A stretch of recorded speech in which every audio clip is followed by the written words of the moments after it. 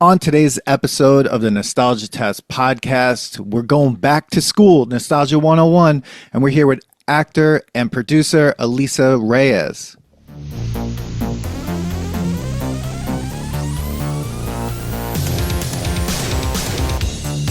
Welcome to the Nostalgia Test podcast, the show where three longtime friends put pop culture's past to the ultimate test, the Nostalgia Test. Back to school. Yeah, back to school. That's right, Manny. We're back to It's school. been a while since we've done a 101, and Yeah, I'm really excited. I'm always excited when it's an actor and producer because of, all the things that I went to school for that didn't happen. What'd you go to school for, Manny? What'd you go to I school went to school for film. There we go. I was And then way right out. after film, I just became an electrician, owned an electrical company, then owned a brewery, and now I'm back doing marketing. So I guess kind of full circle. Thinking as I was planning this episode, I was like, what's the over-under when Manny mentions that he went to film school? You set this up. You have this school going. Yeah. Okay.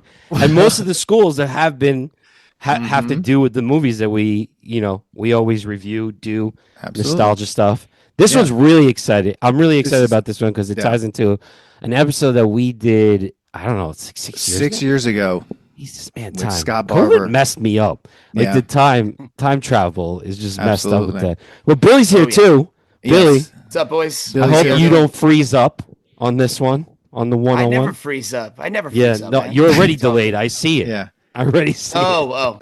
I meant your Wi-Fi, not Not me. you I'm not like, being bro, able come to on. talk. Yeah. And it's Jesus. Sunday, which means we're all awake for the first time, and me and Billy aren't going to Correct. fall asleep at midnight when Dan's like, "Why are you guys always so tired?" Well, it's finally just during the day. The sun is out. It's hitting my face, so the lighting is totally different. So It's amazing. I'm excited about You'll this look one. great, Manny. And Oh. right, this is an exciting episode. We have an amazing guest. This is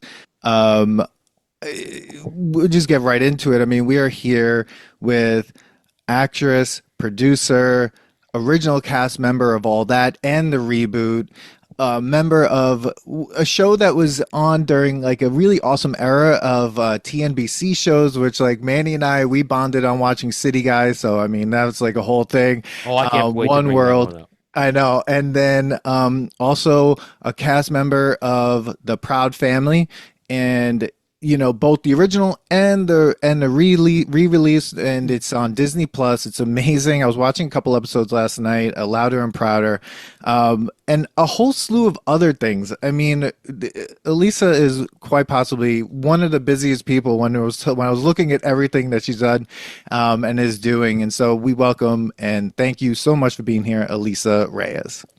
Oh, thank you so much for having me. I am beyond stoked to be here, and I feel like the vibration is right up my alley. Great. Perfect. Loud, proud, and Yes. and just New York all the way through. We were talking before we hit record, and we're all native New Yorkers, whether Manhattan, Long Island, no upstaters. So we're actually I plead the fifth. We still have some accents that are There's upstate some. And accents. then I don't you know put what us that is. together. It's like, coffee. Oh, it gets worse. How you Yeah. doing? A little bit. Absolutely. My wife always says this. She's like, I can always tell when you're on the phone or doing something with other New Yorkers because your accent comes out even worse. Like It's she was an ridiculous. opera singer in college, so she her Long Island accent kind of like went away because she just got it like nailed out of her. She went to college and they were like, "Where's your family from? Are they like foreigners?" They're like, no, Wow. they're from Nassau County, Long Island. She's like, I've never heard this accent before. So It's a very it was special really one. funny. It is. But yeah, we are so happy and like so excited about this episode. And Alisa, why don't you tell the audience a little bit about yourself? Get to know you, and then we'll jump right into this conversation. Oh, fabulous. All right. We'll get your cup of coffee, have your favorite, Bacon, egg, and cheese. mocktail if you want. Yes. I'm originally from Manhattan, New York, as you shared, but I live in the sunny West Coast because that's where all of us actors end up usually residing. Nowadays, you could be anywhere. But I started on a show called All That on Nickelodeon. It was amazing being a part of the original cast. And then after that, I ended up moving on to other shows like you shared, TNBC. Marcy Blake was my character on One World. That was a Peter Ingalls show. And I won a Hollywood Reporter Award for that role. And that was like an amazing part of my life as well, transitioning out of Nickelodeon. And then I've done shows like, ER, NYPD Blue, Boston Public, Without a Trace, 6 Feet Under. I've been doing, soaps. I've done film. I had a couple radio shows. I sang in a girls group, and now I'm pursuing solo music. And now I'm working on Proud Family again, that was originally on in the early 2000s. And by the grace of God, we're back with all new episodes, and I'm reprising my role as LaCienega Boulevardez. And the show's been winning awards, and we just had a live size version of Penny Proud displayed at Disney Channel Light in Disney Anaheim, California recently. So life is good. And the best part is I have a beautiful 4-year-old daughter that's the light of my life, Rosemary. And, now I'm just in that next shift of my life. And it's so great to be with people like you that are of the same tribe. So thank you for having me. Wow. That's awesome. That was everything in a nutshell. That is a big nutshell. That's that's impressive. A lot. And that's just a touch of it. Yeah, I'm sure. Absolutely. I would love to hear more about all that. I think it's one of the shows, especially, it was funny. I was doing a little bit of research last night, and I'm thinking all that. It existed during all these other sketch shows as well. You had Mad TV, SNL, obviously, In Living Color. Like there are shows that were like sketch shows going on. But all that was like carving a whole other space. And what was the experience like on all that? And like with the cast, it was a star-studded cast. It's an amazing cast. We were talking about it before with Keenan and Kel. It's unbelievable. How was it to be in such an energetic environment like that? It was honestly just like this like in Never Ending Story, when the princess shows a tray of the grain of sand. That was my moment, part of me, where I just was like, this is a really sacred moment in time. I am going to just be present. And I was so thankful that I was like 12 turning 13, and that I was young and innocent and able to just like be SpongeBob and soak it all up. God rest my mother's soul. She was my everything. And at that time, she dropped everything so I could pursue my career, because as people know, at the beck and call, you have to be there, as an actor. And I remember my manager at the time, I shared the same acting manager as Sarah Michelle Gellar, who was like freshly on All My Children and transitioning into Buffy and all that stuff. And I think at the time she was still playing Susan Lucci's daughter on All My Children. And my manager, Marilyn Zittner, called me and she's like, you have an audition for a sketch comedy show that's untitled for Viacom Nickelodeon. The audition's going to be where they used to shoot TRL in Times Square. And you need to do a bunch of sketch comedy and come up with improv and stand up and go. And I'm like, okay. Wow. And a lot of these kids that were my co-star, they really came up from doing stand-up comedy. Some of them were in boot camps at the time for stuff like this. And I started acting when I was 7. I started I was dancing, I was taking, I was doing classes, I was auditioning like crazy. I ended up doing a lot of commercials, a lot of industrials. I did music videos. One of my first music videos was with Mariah Carey when I was a little girl. And I had started getting into some films as a child as well. And I remember, I said, you know what, I'm just going to go and be myself. And that was one thing about me, is I wasn't shy. I was a go-getter. I could control a room, and I was really confident. And that's what they were looking for. They were looking for kids to go in there and just shine their magic. And I got lucky. I was the only one cast out of Manhattan, New York. I auditioned for the show. I swear it felt like 7 times. I've been saying all my life 7 times. It might have been less, but I think it was about 7 times. And my joke is by like the 3rd or 4th time, I'd put my, feet up on the coffee table, and the receptionist, knew my phone number and social security number and all that funny stuff. And it was really just about them getting to know me. I did stand up. I wrote a whole routine with my mother. All night we came up with this routine. I told a story about my sister that had long hair coming out of her armpits and how it traveled throughout the house. In my pancakes. All this funny kind of stuff. And then I used to have my hats on my wall, and my mom and I came up with an idea for me to take all the hats, put them in a bag. It was like a grab bag, and every hat would be a different personality. And a big thing that Nickelodeon at the time asked me in my casting was can you make fun of your family members? Can you make fun of different people? And that's the one thing as a comedian is you have to be able to make fun of anybody as well as yourself and just be a free spirit. And then eventually I did a couple chemistry reads, but at the end of the day, Keenan and I were kind of the last people cast. And once we got flown to Orlando, Florida, I literally was starting my 9th grade year. I joined the Professional Performing Arts School. I was majoring in musical theater. It's a school where like Claire Danes and Alicia Keys and Britney Spears went to. My joke is I wish I used to pay attention to them a little bit more. No, but all of us were like 2 ships passing by in the night. And, all the kids that went to these schools, this type of school, we were constantly working in and out. But yeah, I started my 9th grade year and all that in Nickelodeon. A lot of my 9th grade year was like tutoring on set. I got flown straight to the set, and that's how we all met. We met in the tutoring trailer with our famous teacher, God rest his soul, Chuck Yeager, who was the same teacher for MMC on Disney. Okay.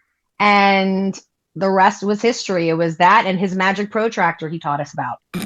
Wow. So your mom, what did she do for a living while you were my doing mother, this? Brenda, was originally she had her own hair salon, and then she moved on to working for the Board of Education as a dietitian for 25 years. So she ran no less than 4 schools in Manhattan. And so when I got the call to go to Orlando, she stopped everything so I can pursue my career because my mom and dad parted when I was young. So I'm an only child. And, I do, have some, half siblings and whatnot from my father's side of the family. But overall, it was just my mom and I pretty much my whole life. And, she was my everything. She dropped everything. And I think I was really lucky because you have to have someone that's going to support you. I never was forced to be in this industry. I told my mother when I was 3, I wanted to go in the TV, to be on Sesame Street. I try to stick my head in the TV. Clearly, that's not how you get there. And she just sent like a bunch of really silly 4x6s of me in black and white with my hair crimped. Oh God! I looked like I was with in the a wavy quinceañera thing, dress. the one with I was with the wave, and I was like Yeah. in this ball gown dress, swinging like on a swing in a tree. And my mom wrote like on the back, like my hobbies, my skills, my interests. I got a call to go into an agency, Tracy's Kids. I read Smucker's Jams and Jelly script. She's like, "You got something?" At 3 years kid?" old? Yeah, I was like 7. Oh, You wow. know, my So first you knew audition. then. You were like, this is what I want to do. Yeah, Like, I knew this what is I wanted to do. And then my Wow. first That's audition was like a Honey Nut Cheerios commercial. It was a national. Yeah. I booked it. Wow. They That's wanted to give me a crazy. lifetime supply. I ate so much of it. I was like, no, thank you, but thank you. It's Couldn't eat funny- anymore.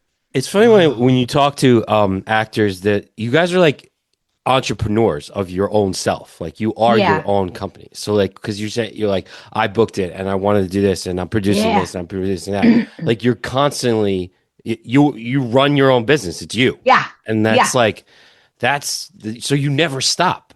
Like, do you No. relax ever? Like, do you? Because like you can't. Like your work-life balance. You are your work. Like you even like you have. Oh, Like that's a lot. I mean, you don't even know the stories I have. That's why I married a man that's very like, he's the same sign as me. He's from South Dakota. So okay. he's from a town of 1,000. My husband, Oh, okay. Nathan, and I am from Manhattan. So we're like opposites that attract. Okay. And so That he's makes the yin sense. and the yang, and then my daughter, she's just everything in the middle. Yeah. Does she 'Cause want to act? She's shown some interest. She's in like tap, ballet, karate. She's Okay. done a couple of shoots just to experience it for like experience as a family, nothing professional. And I've already been offered, to extend that olive branch from people in my team, which is lovely.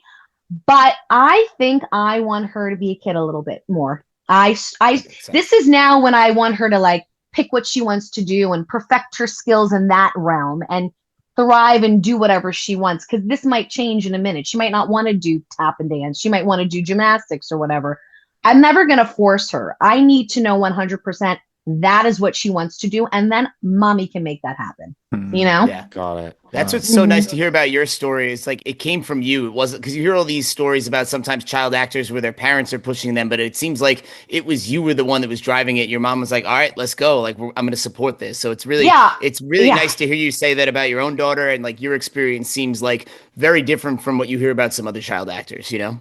I've been very lucky. My mom wasn't my manager, but as Craig Mack, the rapper, God rest his soul, titled my mom manager because my mom got along with all of the rappers. She's like, I like him because I understand what he's rapping. That's amazing. Oh, that's amazing. That's amazing. He was Irish and Italian, and then my dad's the Dominican. Yeah. Wow. So I can cook. Oh God, I'm sure. Absolutely. I'm sure. There's a lot of cooking in there. Yeah. Oh my God. I know how to smash up some garlic and make some, chicken piccata and all that good stuff. Nice. There you go. Slice it with a razor blade, like in Goodfellas. Was she first generation, second generation here? Like second. Where's her second? Second. My grandparents, because like now I'm into like the ancestry and I'm meeting cousins and piecing the pie together. I mean, that's a cool way to meet a cool cousin. Like you were on all that? Like that's awesome. Oh, that's like, funny. Right, yeah. right. No, yeah. I actually met 3 cousins off of like these ancestry 23andMe things. Wow. That's really crazy. trippy. I'm really afraid to trippy. do that because my dad also had many wives. And I was like, I don't know if I want to meet all that. As Shia LaBeouf would say, just do it. Just do it. But what was it like to move from something like with all that and having the time there and like moving to something like One World on TNBC where then you actually won an award on that? And something like what's interesting about TNBC, like I remember it as like a very specific era of shows that would happen. And they were all really different, but they all had like a very similar kind of like threading of like school, like teen experience and really kind of getting at these. What was it? What did One World do that maybe these other ones didn't, like City Guys, California Dreams and stuff? So transitioning from all that to One World, I felt was perfect alignment. Literally, I could have stayed with all that on Nickelodeon. My contract was ready to get negotiated again. But I felt when we started, I think it was we were starting season 4 or whatnot, or ending season 3, I felt that I started to get like, because I was like in that prime moment, I had that little Midas touch. I started to get offers. I started to get some really big auditions. I started to have people really call me and want me in. And I really felt that I wanted to do scripted content that was more sitcom based. I loved doing sketch comedy, but I felt like I wanted to just have a moment to just shine in a different frequency. It was a very hard decision to leave because everybody was my tribe and everything was honestly just like really high impactful. And it was a decision I had to sit down and really think about. But I had gotten called from Peter Engel's office to come in from One World while I was on hiatus. And when I was on hiatus, I auditioned for things like I auditioned to be Princess Leia in Star Wars, which is Natalie Portman's role. I auditioned to be Juliet, Claire Danes' role. I got called in. I got called in for the movie Lolita for Dominique Swain's part. Do you remember that movie? Wow. Yep. Wow, that was a very crazy. interesting audition. Yeah, I can imagine. Bet, A very interesting audition. I remember it exactly. That same day, I think I auditioned for Star Wars as well. Wow. So I I felt like I was getting a little bit of taste of what I was missing outside of my tenor on all that. And when I read One World, I fell in love with the script. I fell in love with being the Cuban-born entrepreneur of the show that was kind of like the Michael J. Fox from Family Ties. I was always scamming and trying to make money. And I just thought this would be a good shift. And I knew the show would last a little bit.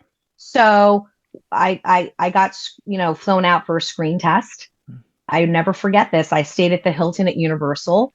And at the time, like, I think we just started to like get a cell phone or whatever, but we didn't have it on us.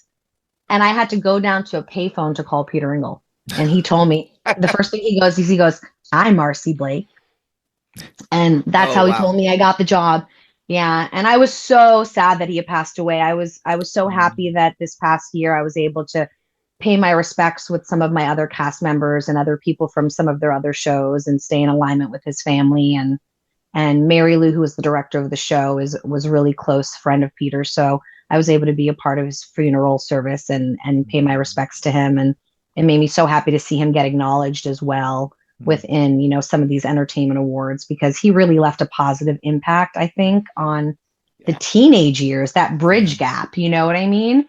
And I don't have any regrets leaving all that when I left. I think it's very empowering being able to, especially at a young age, to make a choice, what you feel is best for your career. But my memories have been nothing but fond. And I felt like, look how the universe, gave me 2 full circle moments. I was able to go back on the reboot, and I was able to align back with the Proud family. I truly believe like what's meant is meant. And it's okay sometimes to walk away, and it's okay to part ways. But as long as you do it with love and grace, then look, you get to go back and have fun again. Yeah. That's really good advice, I think. Like in not only in your industry, but everything. It's like, you don't burn bridges, because you never know what's going to come back around, right? So never. if you leave in a good way, it's like, like to your point, like good things happen and come back around. So that's awesome. 100%. So working on One World was awesome, and then being a part of that whole TNBC lineup, because like Javier Hernandez, who plays Magnum PI now, was my boyfriend on One World. It was amazing to see the different people that came out of all of my different shows that I had worked on when I was younger, and to see people thriving. Like Nicholas Gonzalez guest starred on One World, and he's now, playing a cop on something. Wow. You know what I mean? Even though him and I worked together, I was on a show called American Family. It was on PBS. It was the first show really on PBS that was an all Latin cast, and Gregory Nava, who directed Selena with Jennifer Lopez, directed our show. And Edward James Olmos played my father. So that was like bucket list check. Wow. That's awesome. And then the one who played my mother was like, I was fanning over her, was Sonia Braga. She's a very, very well-known actress in the Latin industry, beautiful actress. And then I met Raquel Welch. She played my aunt. Wow. She was stunning. Absolutely. And then Constance Marie. I played the younger version of an actress named Rachel Tickerton, who was in Total Recall. Oh, wow. So I was her younger. And then the guy that played my boyfriend, who's very thriving and doing wonderful, is Michael Pena. Oh, wow. Yeah. So I've worked with some cool people. A lot of. That was in that one show. Like, whoa. That was all in. Go check out American Family. I'm gonna have to check that out. Some of my best acting. I was crying on camera. Michael died in my arms. It's a whole thing. Really? Wow. Thing. That's hilarious. It's the whole thing. He died in my arms. Whole thing. The whole thing. That's a New York moment. It's a whole thing. We'll do it. But so, and you did win an award for One World. Like, what was it like to like be there, and then all of a sudden here you are doing this amazing work? You left a show that was thriving, like all that is still going on, but then you take this leap into something else, and it pays off. Like to have to win an award. What was that experience like? Oh, I was so excited. The year previously, I got nominated, but I didn't win. So I got nominated again the next year, and so like it's really true. You don't like expect to win unless you're just really egotistical and cocky like that. You know what I mean? Doesn't matter how many times you're going to psych yourself up. Like, you just never know till you hear that. And the host of the show at the time was Monique, the comedian. Yeah. And I think, Raven Simone, who I know very well, who's a dear friend, gave me the award or something like that at the time. And when they called my name, I think it was like an out-of-body experience. I was in a fancy suit. I wore a suit. And I'll just never forget. Like, I thanked God, and I thanked my mother, and you really go blank. You don't know who to really thank. You just go, thank Peter, thank the network, thank the cast, and then you go get swept in the back, and you do all these interviews, and you get to hold. And I still have my trophy right in my room, and I showed my kid, like, Mama won something. And hopefully that's one of many. And that's what's been amazing about being a part of Proud Family. They've been, submitting us for nominations. Our award, our show's been getting Emmy Awards, NAACP Awards. So it's great to be on shows where you have networks that are willing to acknowledge your work and what you've done all these years. I mean, that show has a huge cast. I mean, I was looking at the cast list on that show, and the voice work is, I mean, when I was looking, it was funny because when I recognized Joe Marie Payton, I was like, oh my god! I was like, Right? she's in this, and Family she's hilarious. matters. She's hilarious. Like her character is so funny. But what you've transitioned into so many different sketch to scripted now to voice. How do you? How do you do that? How do you prepare to adapt the way you have? Like you've adapted so well or evolved in like continuing to evolve. Like how do you do that? And I know that sounds like a really general question, but also like what do you take with you from each place to kind of to then prepare yourself for something like that? I mean, I feel like there's a certain frequency and vibration I have to go into when it's voiceover work because I do a lot of things remotely from home. So I have a studio here in the back, and I like when I know by the grace of God, I have time to study and really perfect my craft, and really create that character development I want per entity. If I have an audition or if I book a job, whatever job I'm going to, sometimes you just have to wing it. So because I've done this for so long, I know the frequency I have to be in when I go into each frequency. So like if I know, okay, I'm going into the voiceover booth to do LaCienega, I already know who LaCienega is. She's changed a little bit with the reboot because she went from tween to teen. So she had a quinceañera now. She's a young lady. But I know exactly kind of like, okay, this is what I have to do. I got to really vocalize right now. I have to do my vocal exercises because I'm about to go into a higher register. Because sometimes they have LaCienega sing, which I love. I get to have my Disney princess moment because it was really fun when I did like broken karaoke and theme song takeover. For me, I'm like, Disney wants me to sing, little me. That's so awesome. I got to have like some of my Disney moments. That was really like that really made my day. But even all the way down to an audition, when I'm not on set, I do a lot of workshops. I do some coaching here and there when I'm not too busy. I teach kids and adults, and I tell the people that I work with, like, you got to know what you're saying and why you're saying it. And I basically tell them it's all about like the 5 W's: who, what, when, where, why. And if you can just find a real moment into what you're doing, whether you have an audition or even if you have the job, because even once you have the job, you still got to keep doing a good job. So you can just keep the job going. But it's really just connecting and finding a real story in real life to connect what you do. And if you haven't experienced it, then look at something or read something or hear about something so you can compare and contrast. That's the best way I can elaborate it, if that makes any sense. And then my big thing is, as an actor, is subtext. Have a thought. Otherwise, you're just speaking lines. So does that make sense? Yeah. When you're doing the voiceover work, are you just looking at a script, or do they shoot the voice first or the script? Do they after they draw us after? Oh, an animation really? can take up to 2 years, which is crazy. I felt like it used to take lesser, but now if you look compared to how it was till now you can understand why it takes longer. Yeah. But no, back then I would have scripts at a Ambo, a little Ambo thing that held my script. Now we have tablets. Yeah. So you're just looking at it and you're getting the vibe by just looking at a script. Like, yeah, I get all my scripts before. Sometimes I record 8 episodes in one go. Sometimes I record 1 episode. It's depend on whatever, they want me to do during that one day. So I get all my scripts before, and they're not too long. You know what I mean? They're half an hour, but it's really like 22 minutes. You know what I mean? So I don't think I usually have to read more than like 50 pages. But I mean, imagine if you get 10 scripts, 50 pages. It's a lot. I'm up at night while my kid's sleeping. Yeah.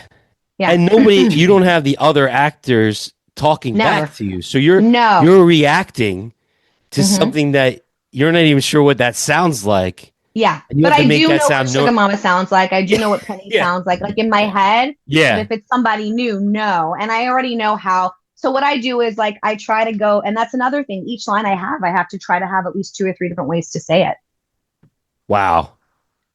You don't have to, but you're usually asked that. Yeah. That makes sense. Just gives the editor and the producers to look at, that was a better way, that reacted differently than it sounded from the other person. That's crazy. And when I go in, I'm by myself, and it's usually like, everyone's like on a Zoom. I have an engineer on the other side, but now they're starting to come in. now that the pandemic, even though it's been quite some time now, people want real human interaction. Oh, yeah. All my auditions, all my meetings, all my this, all my that is like remote. Sometimes you just want a human being. I mean, even now when let's say I have an audition to do at home, I don't even need my husband. I have an app. I say my lines and then it records, the lines for me. It's really trippy. Oh, Yeah. absolutely. Yeah. I mean, it's out of hand how much an actor even. I mean, starting out too has to do some of those like self tapes. I mean, self taping. My joke is I might as well shoot the movie and commercial for you.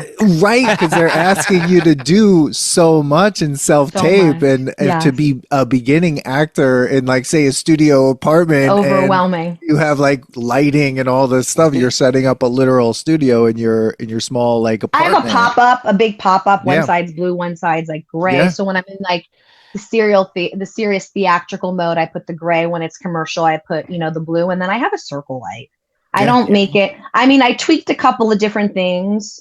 Keeping up with the Joneses for myself. Something as simple as, like, a tip I could give is because I'm all about sharing. I think it's about the law of attraction. What you put out comes back. And my joke is like, you like it, steal it. You know what I mean? You like the way somebody did something, you learn from them, you try to do your rendition of it. But, like, a lot of people record themselves in the middle. I started kind of playing around, recording myself a little bit more to the right or the left. That gives you more space. Then you can walk into the scene. So little je ne sais quoi like that make all the difference. Because sometimes you watch people's videos and you're like, how do they do this? Yeah. And then some people, they don't really have much, but they still make it work. I mean, I think for me, it's like that old saying my mom used to say, doesn't matter how much something costs, it matters how you rock it. Absolutely. There we go. Wow. Preach. So It's not the Pull car, it's quote. the driver. Pull quote Exactly. right there. So the Proud Family. Yeah. It's so I was watching a couple episodes from the newest ones last night, and it was great, actually. I was to me, I love cartoons. Cartoons were a huge part of my life when I was a child, and even now, like, I love a good cartoon. Like, there's just something about it. What good cartoons are you watching, Dan? What? Even though. What Right now, cartoon are you watching? I don't know. I'll go back You're not and watch, letting us, like, you're not telling us. You're gatekeeping I don't know. us. Right now, like, I might go back and watch Animaniacs. Like, that to me, That's a like good one. that, or like That's a good one. like a deep cut. Like, people didn't really watch it, but like Freakazoid. I loved Freakazoid. That was, like, one of my favorites. Yeah. But there was something about this, like, it was new and nostalgic at the same time for me. Like, it felt like I was like, I'm watching a cartoon that really understands what it means to be animated, but at the same time, it also is addressing so much more in this It's so really relevant. loving Yeah. way. Yeah. So what is it? What do you connect to in that? Like, why do you think also others are connecting to it? Because it's growing and the audience is there. Well, I feel like it's a very woke show, if you want to use that terminology, in regards to, we talk about modern topics. We talk about LGBTQ community. We talk about the Latinx community. We talk about so many cultural things. It's like one of those co-viewing shows that's like 6 to 60, 8 to 80. And then on top of it, the diversity is endless. And that's what was very appealing about LaCienega role. I was very thankful that LaCienega didn't have to have a stereotypical accent. That was a whole other thing in the audition process. And I shared with them, listen, I'm from New York, I'm Dominican, but I've lived out here in Cali for a long time. So I have a bit of a Valley flair. Can I make her very Latin American without an accent? And because she was raised here in America. And even though her parents have like a bit of a slight accent, I know many kids that don't have accents. You know what I mean? Even though their parents maybe, came from another country and definitely had different accents, like my father from Dominican Republic. But, at the end of the day, I do feel like you are a product of your environment. And I felt like LaCienega was very Latin American, and they allowed me to add my own je ne sais quoi. And that's the reason why she talks like this. Very, and it's been a blast being a part of it from day one, but then to see it in the new light and to work with Kiki Palmer and to work with Billy Porter and EJ Johnson, and to continue working with Soleil Moon Frye, who I love, and Kyla Pratt, who I adore, And just the list goes on and on. And I'm really close with Paula, who plays Trudy, and Tommy Davidson and Cedric. Everybody has been amazing. But the people that I really just am so grateful for are the creators. Created Bruce Smith is the creator, and Ralph Farquhar is the producer, and Calvin Brown as well. They've been really loyal. We've been a tribe since day one. So when we got the call that it came back, like, it just all made sense. We were like, finally, we were waiting. And then it was like we never left, and we just picked up from where we returned. And since then, it's just been taken off. We've done some really fun things. We've done like D23, Comic-Con, Celebrity Family Feud, which was another bucket list of mine. Oh, wow. That That's must so have been cool. awesome. Oh, Did you guys Oh, do that's well? amazing. Totally lost. I was gonna Totally say, lost. did you well? Was it harder than you thought when you were like there? Okay, so it was me, Soleil, Kiki, Paula, who played Trudy, and Kyla, and we were up against Salt and Pepper and Kid and Play. Oh, oh my No. God. They Kid and Play. kicked That's our amazing. butt. Yeah, Kid and Play. They kicked Oh, our Does my- it butt. still have the flat top? Like a little bit, I think. And Do you All right. do you think they're gonna be no, coming up maybe. with a reboot of a Kid and Play movie? Movies? 'Cause the legacy that would sequels be- are happening. That would be amazing. I mean, Salt and Pepper just got, I think, abducted into the Hall of Fame, or just got a star. Mhm. Like, finally, I feel like people are getting their flowers. Yeah. Yeah. Many, many years after the fact. But it was awesome. I was ready to go. My two answers were on the board. Were they? The What loss was is, one? the loss is What was not the on you. topic? What were the two topics? I don't even that want you to got? talk about what I was at. No. I don't even want to talk about it. Can we see I the was episodes mortified. I live? was mortified. You can go see it. Go check it out on YouTube. I'm sure. Okay. And Steve Harvey We'll find wore a beautiful hot pink suit. Oh, geez. I love Steve Harvey so much. He's so amazing in that show. Yeah. So good. He's great. He's one of those people in that show where he bridges the Fourth wall, where he talks to the audience and everything. Yeah, Yeah, no, yeah, and Mhm. he's almost like the translator between different cultures and different experiences in the Yeah. US. He's like, and that's what I love about that show. When I watch it, I'm like, this is what the world should be like. This is what we need, a mediator like that to Yeah. be like, here's the translation. Yes. That's why I love that show. Oh, that's so much fun. Wow. Yeah, That's that awesome. was fun. So you so we had oh my God, I have so many questions that I'm trying to That's okay. imagine. Well, I would love to talk about some of your favorite things, like some of the stuff that we asked as well, nostalgia wise, like, because you have, such a great, experience in terms of your career. But you said something and about hats, right? And I'm thinking Yes. about we asked about some of your favorite TV shows in the 90s and some of your movies, and one of them on there was Blossom, and I'm thinking, like, did Blossom's obsession with hats influence your obsession with hats? I think so. I would say that's actually a really good option to create an analogy for it, because I feel like I wore a lot of those. I have a picture of me wearing like a flip hat for sure in the front with the daisy. Yes. And I just thought it was bad hair day. That's what's going to fix it. Yep. And I did rock a lot of hats. I had the bucket hat. I had all kinds of hats, and I had a lot of baseball hats for sure. So yes, ding, ding, ding. I would say that because, and Six, the character played by Jenna Van, I don't want to say her last name wrong, but she was a big inspiration for one of my characters. Hence why Kiki talks really fast off of Island Girls, because of the character Six. Because she always talked really fast, and everything she said was like this, and blah, blah, blah, blah, blah, blah, You just unlocked a memory that I didn't realize I still had of Six. Like, I was like trying to remember that show, and like She was cute. now- yeah, I just love remember now, like her entrance was always like, Well, do you remember the joke? Is the reason why her name Six is because that's how many beers it took for her, or something like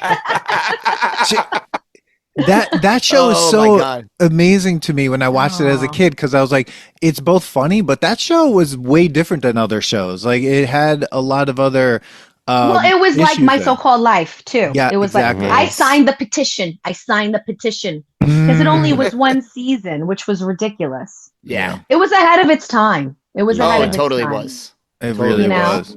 Yeah. Can you also were on a show that I watched because my grandmother was obsessed with soap operas and daytime Okay. television. Which one? So I watched Days of Our Lives all the time. Then I ended up watching Passions, and I saw that Ah, you were on that.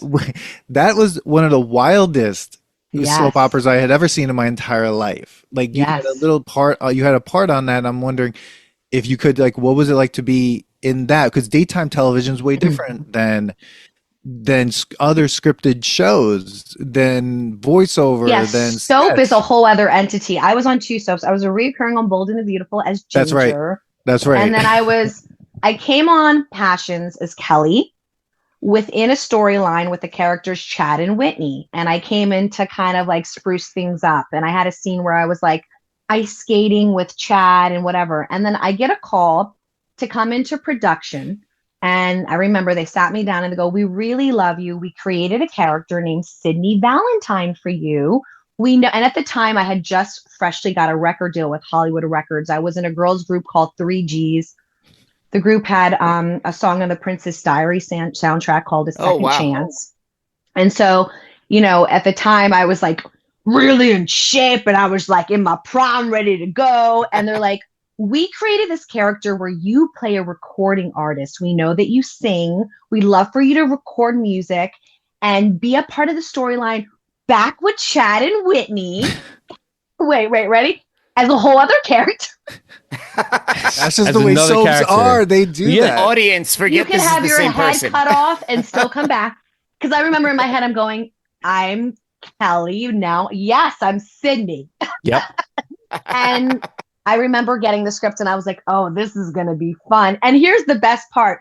The girl that plays Whitney, I can't think of her name, is opposite of who I tested against for One World. How funny is that? Oh, Wow. Just wow. goes That's to show you how hilarious. life is. And she's beautiful, you know what I mean? But God had a different path for her and vice versa. That's So it's just funny how it brought me back together. And I loved playing Sydney because I sing and I was able to dance and I got to go into the studio. They made me sing like pop alternative R&B. Like it was that many genres.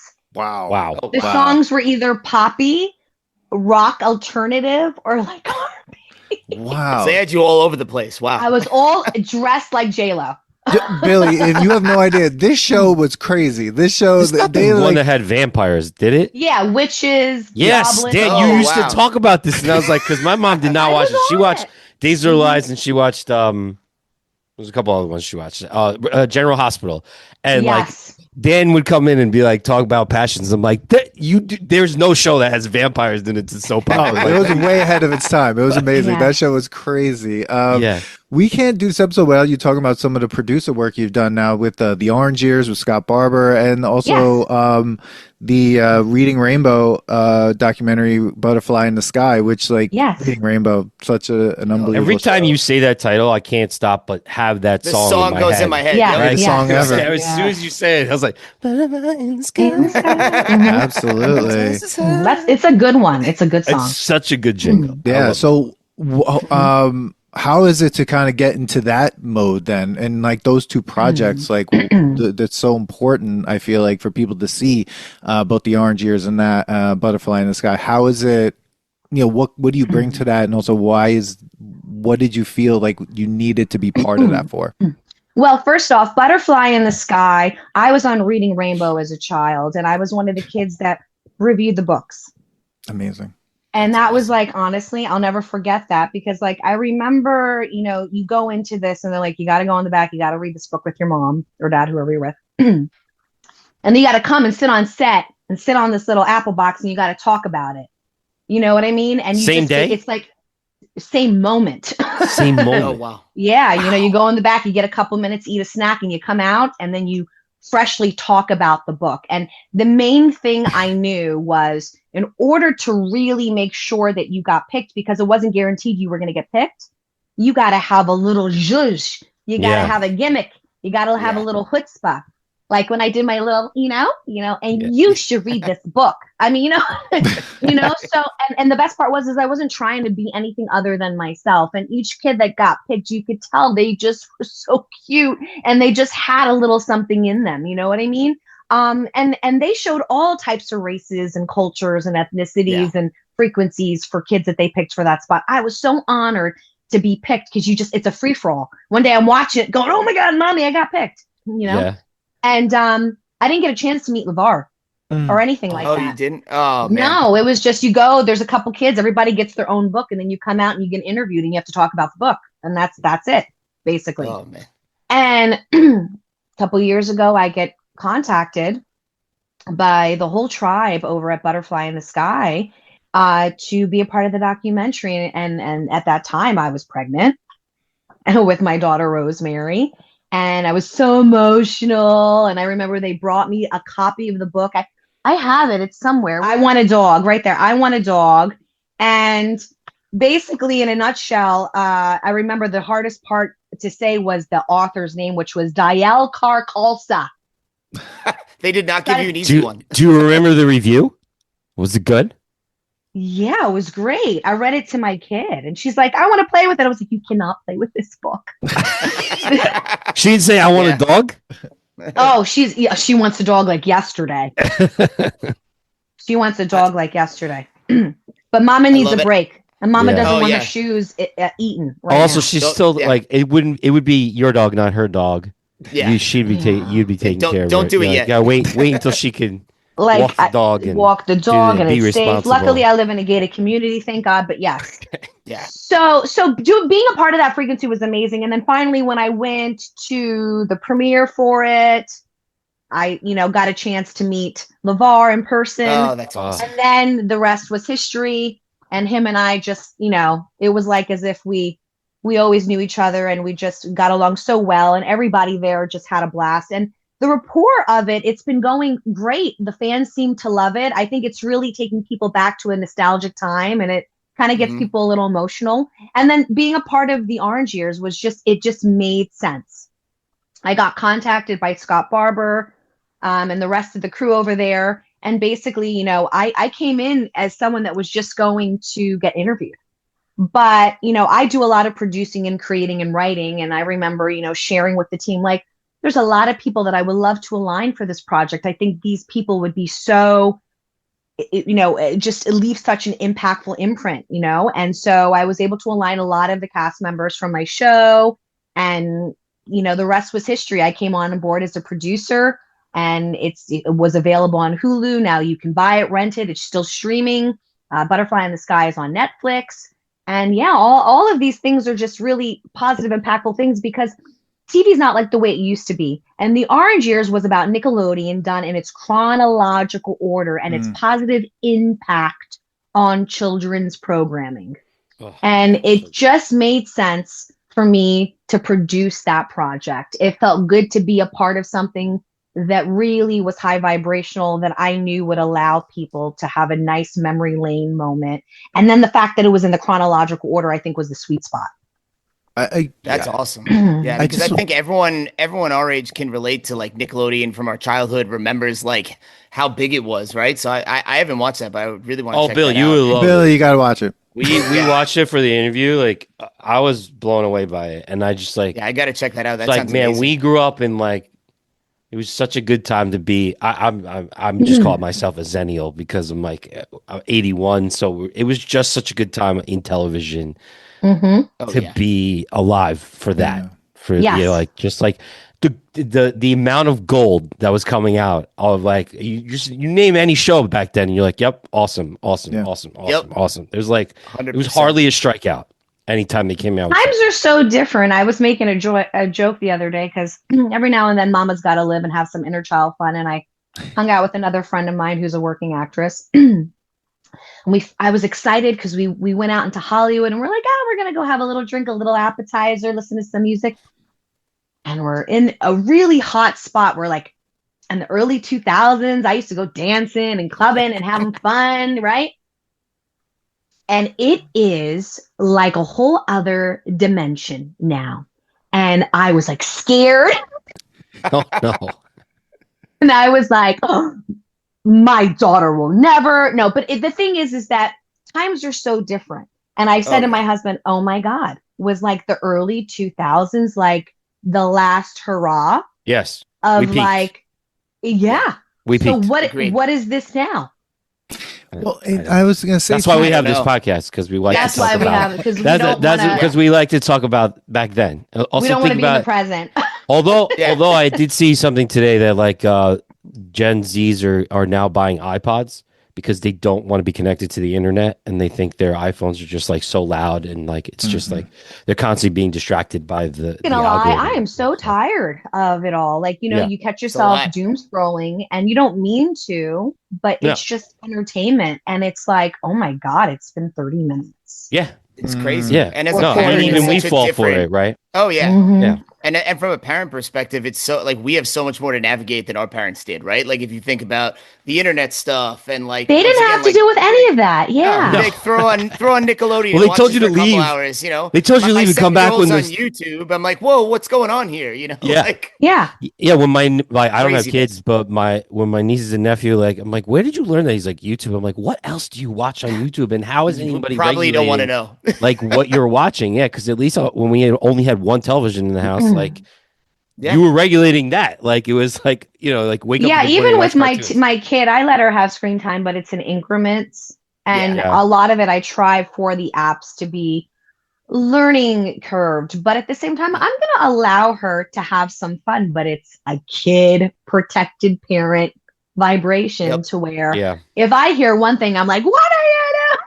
Yeah, exactly. Yeah. And I try going to be back- as present hard. as possible. Yeah. But Sorry. going didn't back No, to makes like sense. the clubbing time too, we didn't have phones, so right. So like when you were Thank out, God. yeah, my God. yeah, exactly. Yeah. But like when Yeah. you were out, you weren't afraid. They even say like people aren't even vibing anymore because they know that somebody could be recording them. Well, Right? wait, listen So, to like- this perfect segue. So, like, I'm with my girlfriend and we're just like, listening. I swear, I think I was in a prom in the 80s. I don't know why people were dressed like that. Clearly, it was a themed situation. You're And making this was fun like of our generation. No. No, I'm I just think kidding. I really think it was a prom. I think it was definitely not my generation at this bar. Yeah. But it kind of reminded me where I went was like, it reminded me of 6th Street in Austin, Texas, if you've ever been there, where the Yeah. different bars have different themes. But one guy, clearly inebriated, comes up to me and my friend and has the audacity, luckily nobody is going to mess with me, but tries to start recording my girlfriend just with his camera. And he had the light on. Well, this mama had to go get the bouncer to remove him from my auric field. Yeah. But it's, Wow. and because I'm not the one. I looked at him. I was like, and I just pushed him to the side. I laughed. I was like, you're hilarious. What are you doing? That's so cute. That's so. You need to go drink some water and have a slice of pizza. Yeah. I mean, that's But a lot people of have a lot of goal, a lot of Yeah. audacity. You know what I Oh, mean? yeah. Yeah. a lot of the because I teach first year students at USC, and like I try to get them to understand this idea that like you go out, you can dance, you can have fun, you could do this, but they're all really scared to kind of do that because they're all afraid to be recorded and then turned into a meme, or Yeah. they don't Oh, have yeah. this everything's cringe to them, right? They don't have a confidence. There is a socialness that's a little different now, for sure. Mhm. Which is And interesting. like you because said, Dan, the the shows that you cringe. did, yeah. Right. Mhm. And I've been looking at the stuff that you've done and then all the way into the Proud Family. I'm like, there is an evolution of that. But what's interesting is that like from the early parts, like all that and Mhm. One World and stuff, there was Mm-hmm. the expressiveness of those characters, and everyone Mhm. in that cast is like able to do that and to have fun. And then Mhm. what's interesting is we get into Proud Family, and I watched the second episode of the new season, and I'm like, it's all about that social media part where it's just like Mhm. really interesting to see. We got that hologram. It's called hologram. You're right. It's and I was like, wow. Now it's just like you can't like whatever happens. Anyone has like this control over how you're seen or how you're represented, and that was really interesting to watch that kind of happen. That's why you have to think twice before you post. Think before you post. Like, I do not just, you might see me quiet for a couple of days. It's okay. I don't need to post you what I just ate. Or I don't need to Exactly. post a quote just because I'm giving you something. I want to give it to the world because I want to give it, or I have something to promote. I also think I think twice about when I've shared my daughter, but I don't post her all the time. Everybody don't need to know everything. Yep. I also think, curiosity is a good thing. You know what I mean? Like, I'd rather people be hungry for something than me oversaturate things a little bit, I was thinking about how, yeah, like as actors, you're not saving any content for anybody if you're posting all the time, and then everybody just knows everything about you. So then there's no mysterious of like, why should I go watch your show? I see you every day on Yeah. social media. So it is a good It's- thing that you limit it, because especially for your brand, it's got to be like. I mean, I'm sure I could give more at times, but Sure. it's time consuming. Oh, And yeah. I'm Oh, also yeah. like, I want to make sure like it's the best version of whatever it is that I want to give. And I don't Yeah. want to half it, you know, because I do feel like I understand why people get paid for social media. I respect that. That is a job in Oh, itself. Mhm. Mhm. Because there's a lot like, you know, because I'm verified and I can monetize in certain ways and stuff, there's a lot of stuff that I'm still learning, that everybody's still learning. And there's always something that you're like, oh, I didn't catch that. Like, where did that come from? Or whatever the case may be. You know what I mean? And by Yeah. the time you do, sometimes it's already done. It's like moved on. It's to the Yes. next You're like, algorithm. darn, I just missed that Yeah, trend. exactly. Yeah. I just figured it out. Yeah, I I figured just out the figured weird that dance, and now I can't do Yep. it. Yeah. They're like, oh, they want font. No, they don't want that Yeah. font anymore. Yeah, without a doubt. So can we do like we have a couple questions, maybe just pure nostalgia questions, like fun questions, and then okay, so I wrote this question down. I'm like, and actually I've been doing this with some of my students as writing prompts as teaching. So Okay. if you could live in a cartoon universe from your childhood, what would that cartoon universe be? Aside from Proud Family, duh. Right? Because I need to become my own cartoon, right? Let's see. I was thinking about this. I don't know if this falls under cartoon. This is more puppets, but like Fraggle Rock. Oh, Yes. Love Fraggle I want to Rock, go hang out with the Down at Dozers. Bravo Rock. Yep. Yeah, the Dozers. But I also like, and Sesame Street, like you just would be so happy. But I Oh, feel yeah. like Rugrats would be fun to go visit a little bit. We want to go hang out with the Simpsons for sure, because like Oh, yeah. they look like they would get into a lot of chaos, right? The Jetsons looks really fun. Ah, that does look fun. I don't really know if I want to go back to Bedrock, though I love the Flintstones. Yeah, I don't think I look at the Flintstones. I'm like, yeah, I'm okay with this. I I'll don't just need watch to. it. Yeah, it looks Yeah. more like a lot of work. Yeah, it does look like a lot. Magic School Bus. Heck yeah. Oh, Right? that was a good one. And I'm trying to think if there's anything else. I'm going a little blank. I mean, honestly, you know, I was part of this ABC posse back in the 90s where they had Saturday morning cartoons Mhm. where Mhm. like these kids would promote it. So like I love New Kids on the Block. So probably I'd want to go hang out in the New Kids on the Block. That cartoon. cartoon They was did have a awesome. show. That's I right. forgot That about cartoon that. was Oh awesome. my god, And I I had to do a forgot. commercial where I was like, New Kids on the Block, it's great. You got to watch it. Only on ABC. Wow, I Oh, totally that's amazing. forgot they had Wow. a show. Yes, so did Dude, I I. still Wow. remember one of the Yeah, episodes they were trying to Beetlejuice sneak him had a back in. show. Oh, Yes. Beetlejuice was one of my Beetlejuice. favorites. Oh, Beetlejuice. Yeah. MC Hammer, all Oh, these well. different. Oh, yeah. That show. We watched the MC Hammer. We were doing nostalgic like Theme songs. theme songs, and like we watched that. I was like, oh my god, I forgot about this show. Yeah. It's crazy. Right? It's Yeah. Crazy endless, show. endless. So yeah, I think that like that frequency is what I'd go visit. Is there like I'd like a to visit fashion? Doug. Oh, Doug. Doug Oh my would be god. Oh, I was thinking of It's like Doug. Yeah. wholesome. Do do The- do do do. Yeah. do. Great. We'll Is be there a- friends with Skeeter. Yeah. Is there a fashion that you would want to bring back? A lot of it's coming back, or is there one that's like, why is this back? I mean, I love bell bottoms, right? But and I wear high waisted jeans. And I was gonna say like Doc Martens, but those are kind of back now. Yes. I've been having a hard 90s is time totally finding. back. Yes, I have. 90s is very back. I've been having a hard time finding my favorite Adidas, which is the green suede ones with the white. Oh yeah. Oh, Yes. yeah. Yep. Those I are wore those weird are- colors. Like my Converse were purple. My Doc Martens were green. That's Like, great. I You got was- some I flair was- going on. I was differente. Did you like remember that necklace the girls used to wear? Like it was like a Yeah, I have those necklace? still. Yeah. And I had little daisy chokers. But I feel Yeah. like all of I'm not throwing anything away. No, you shouldn't. Never know No, when it's all coming yeah. back. You never know. Nothing. Jankos Nothing. are back, which is I like saw that. Yeah, insane to me. super wide leg jeans. So last year I did, what was it for? It was with Disney. They had like another Disney Channel 9. Proud Family was a part of that lineup, but it was like they had a pop-up with like Cheetah Girls and Hannah Montana and all that. So I wore this shirt. It's my Ed Hardy shirt.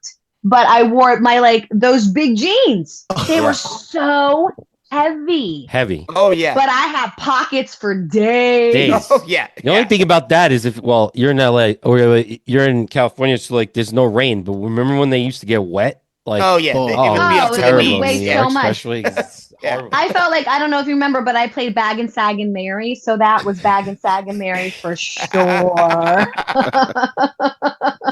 it. Oh, that's hilarious. Wow. Well, I mean, Any Alisa, other questions, Dan? Yeah, go ahead, I mean, ask away. some of your so TGIF was huge at this point. Like, if you had to think, like, what was your top tier TGIF show? Like, which one was that could not miss? And then, yeah, which one you feel like was like the not miss TGIF show for you? Well, of course, we love Family Matters. I mean, but I like Step by Step, Day by Day. that one I feel like was a real Susan sleeper. Summers. Yes. Yeah, But I'm a girl. I liked that. The boys were cute. The girls were cute. That was It definitely had more drama. I felt like that one had more like love interest all the time. Like that was like the biggest thing about that. It was like somebody was dating somebody. This girl. What were the other boyfriend shows with the again? girl. It was like Perfect Strangers, Full House. Perfect Strangers was a part of the TGIF. Yeah. Really early on. I love Early. Balky Bartakamis. Oh, yes. I Oh, yeah. just started following him on social media. He's And amazing. I made my husband Perfect Strangers, and he's like, "Wow, what is this?" I was like, "I know." Show's And I great. remember I used to watch that, and then the show called Dear John. You watched that? Yeah, I thought I was the only one that watched that because no, I watched it. I was one of those kids Because wasn't that it watched like weird about shows. like his wife left or something like that? And Yeah. wrote him a Dear John letter, and then he Yeah. goes to therapy and meets all his quirky little. It was great. It Yeah, kind of reminded me of group. like a Seinfeld feel kind of a thing. Yeah. Hmm. That was such It's an in odd show. I used to watch all these weird comedies, like all these weird shows, and I was like that kid that was like, "You're not watching Dear John?" It's like this show's Yeah, great. I loved you. Started watching that. That is hilarious. See, we are of the same tribe. Absolutely. Dan wasn't Dinosaurs on TGIF at some point? It too? You was. remember that show? Dinosaurs was the best. Not the I'm the best baby, ending gotta love ever. me. I'm the Oh, baby, yeah. gotta love me. That was- Yeah. that was had a one great of the show. saddest finales Saddest of finale. all time. Yeah, Saddest but didn't finale. they It was go a really to good finale. extinction, happened. right? They were I think it was basically waiting extinction. for the extinction. Yeah, because they were Yeah. like the meteors coming. There was we're an about ice to, age. like the ice age was coming, Ay, ay, and they were ay. just like they Yeah. totally like just like fell went- into they- that part. yeah. It was so sad. I remember being like, Yeah. they're like, why are millennials so sad? It's like this is our childhood. They're like, name a traumatic thing from your childhood, like different movies or TV shows, and one of the things mentioned is dinosaurs, and of course, like never ending story with the horse. Oh God. Wait, so Real my quick. kid, I watched it and I was watching it with her and I was like, okay, we're gonna pass this scene. And she's like, why, Mom? And so I told her and I go, because there's like this horse and this thing and she's like, I want to watch it. I'm strong. I'm watching this thing with her and I'm freaking out because she's 4 turning 5 this year. And I'm like, oh my God, I'm gonna traumatize my kid. Yeah, And she was like, see, Mom, I did it. The horse is going to come right back up. I was like, 100%. yeah. 100%. The horse is coming right back up. And I'm in the corner, like, crying. Oh my God. It's like repressed memories from watching it as a child. Oh yeah. God. Oh, But my these God. kids nowadays, they're strong like bull.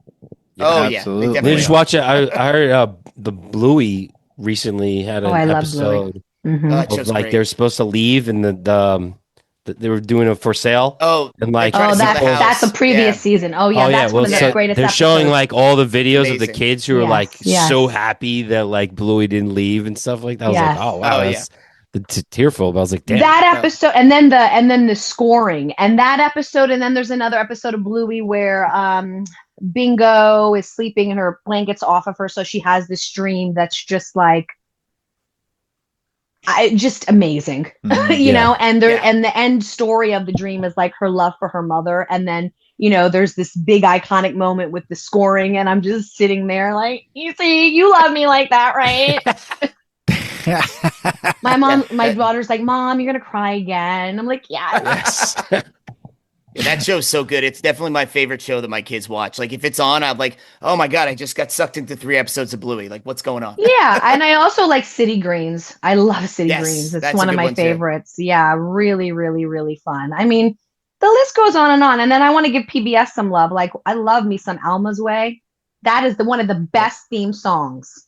It's like this Puerto Rican percussion theme song that whenever it comes on, I start dancing like, you know, my salsa, my merengue, you know, and I that love was it. created by the lady Maria. I'm bad with last names, from Sesame Street. Oh, She's the really? creator of it. So yeah, I mean, it's all good stuff. I mean, Oh. children's programming is really where it's at. That's why I love being a part of that imprint. That's why a lot of the stuff that I do is for family and kids, because it is all about uplifting humanity during Mother Earth's ascension right now. And we just got to ride this wave gracefully. And we all got to just stay connected and keep uplifting the vibration of humanity. And that's why we all do what we do, right? Amazing. 100%. I think that's a good Very well place to said. be like, that is. Yeah. So that- what else yes. you have going on Amazing. to end with, like, anything you want to mention? Tell plug? everyone how they can find you, you know, how they can follow you and everything. Well, you can hit me up at alisareyes.com or follow me on social media, find my link tree and click down and see all the magic that's happening. Right now, there's all new episodes, season 3 of The Proud Family, Louder and Prouder, currently streaming on Disney Plus. And then we will be releasing season 4 very soon. We don't have a date yet, but stay posted. If you want to see more on me, check me out on Butterfly in the Sky on Netflix, or check out my movie that I produced called The Orange Years, all about its positive impact on Nickelodeon. And you can also just stay back and wait for all my new music I'm about to record this summer that'll be launched hopefully not this year, later on next year. I can't wait for you to hear all of my new music that I'm recording with my new music team. It's going to be really fun. And I love you guys. Sending Thank mucho you. besitos, and this was a very special day today. And I hope to come back and play again. Absolutely. 100%. No, Thank thank you you so so much. We are so grateful that you were on. I mean, this was so great. And everyone, please like, subscribe, share this episode with everyone. You can follow the Nostalgia Test podcast at the nostalgiatest.com, but you can also hit our link tree, follow us all on all our social media and Instagram, check out the clips from this episode and later episodes, and also find us on Substack, because just the piece I did on the song Dreams by the Cranberries is actually doing really well. People really liking the essay I wrote, and like listening Dan's to reflections. Dan's nostalgic Dan's reflection on that reflections. song.